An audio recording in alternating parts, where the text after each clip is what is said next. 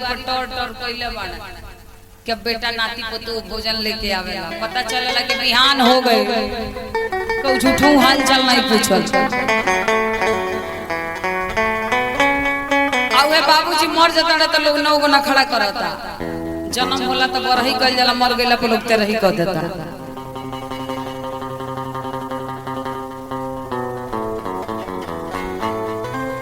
जियत न बात पूछे, बोले से बाबूजी जियत तो मच्छरदानी रहे चाहे ना, मच्छर काट के देख बुला दस,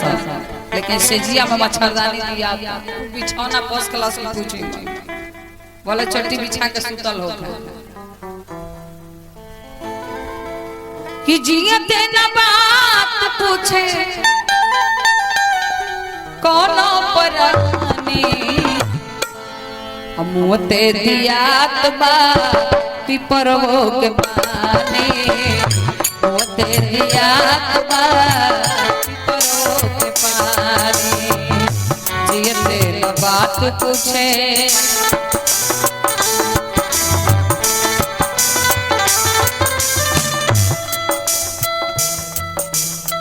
जियते न बात पूछे,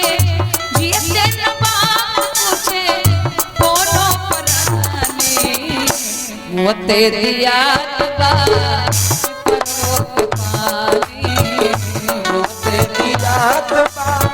पिपरवो के पानी।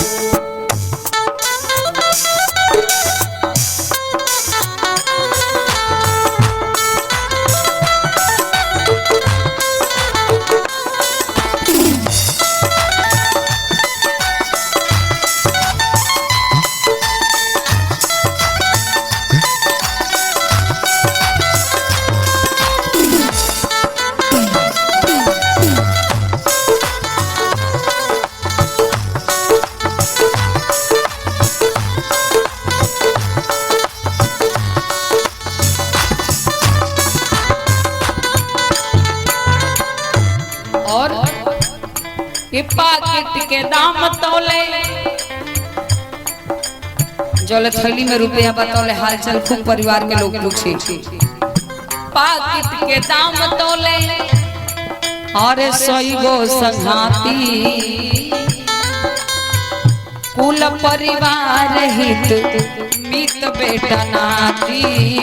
कुल परिवार हित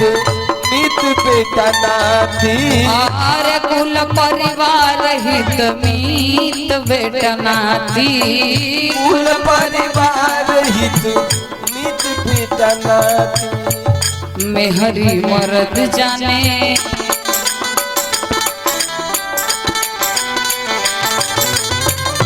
मेहरी मर्द जाने हो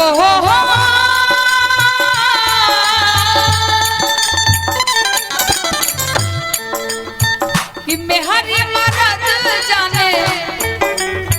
जब लेबा जवानी, मत दियात बा पिपरवो के पानी, मत दियात बा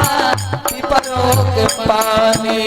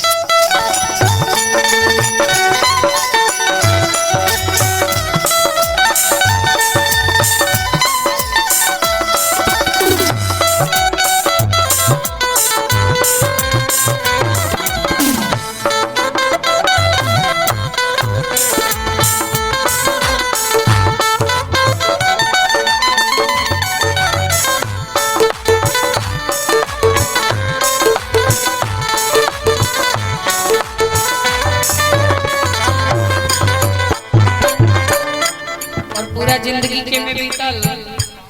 नून तेल लकड़ी में, और बीतल उमिरिया घेर ले बघरवा के 100 गो फिकिरिया, घेरले बघरवा के सही को फिकिरिया घेरल बघरवा के सही को फिकिरिया अरे नून तेल लगड़ी में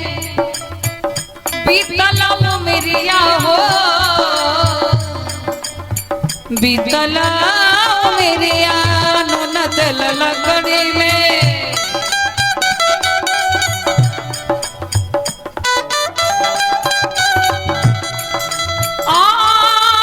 आर घेरल बघर बके सही गो फिकिरिया घेरल बघर बके सही को फिकिरिया घेरल बघर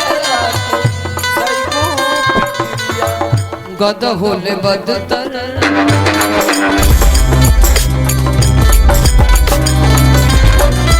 गद होले बदतर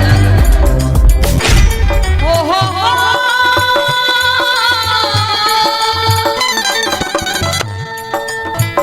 गद होले बदतर